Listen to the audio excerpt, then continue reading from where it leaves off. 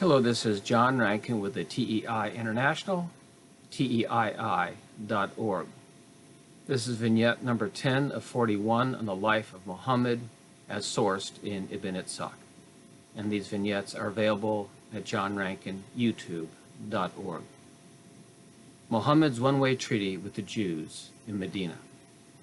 When Muhammad and his companions, numbering at this point about 900, flee to the largely Jewish towns in Medina, they receive him and give him religious, political, and economic liberty as refugees. He then makes a treaty with them that is designed to protect Islam, but not to protect non-Muslims. It is essentially dictated by and in service to Muhammad's military presence.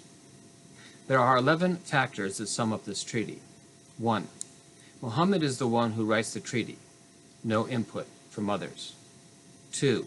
He establishes the Jews in their religion and property, but this is true only insofar as the Jews accept Muhammad's unilateral terms.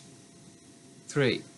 This means that the Jews are required to submit, which is to say, from the outset, Islam is declared superior to Judaism, and thus this is not truly a compact, much less a covenant, between equals. 4.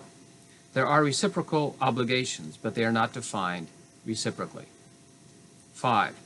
The definition of the Ummah, or brotherhood, excludes unbelievers and polytheists, even those polytheists living in Medina alongside the Jews before Muhammad arrives. 6.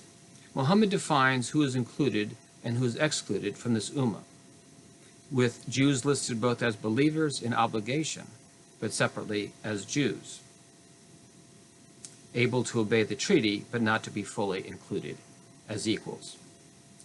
7. This exclusiveness means war against all outsiders, a fighting, jihad, in the way of Allah, and where Jews too must avenge their own sons who might break away. 8. The treaty is in sole service to the military advance of Islam. 9. It thus requires of the Jews and any of their allies obedience to Muhammad as the sole interpreter of religion and arbiter in any and all disputes. 10. The Jews may make no treaties or associations, nix the freedom of covenant, with those outside this Ummah. And 11. It requires a tacit profession that Muhammad is the true prophet, the apostle of Allah. Jesus.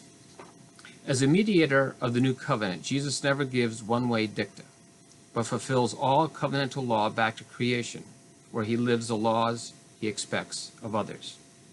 He always puts others ahead of himself. For even the Son of Man did not come to be served, but to serve, and to give his life as a ransom for many. Thank you so much, and God bless.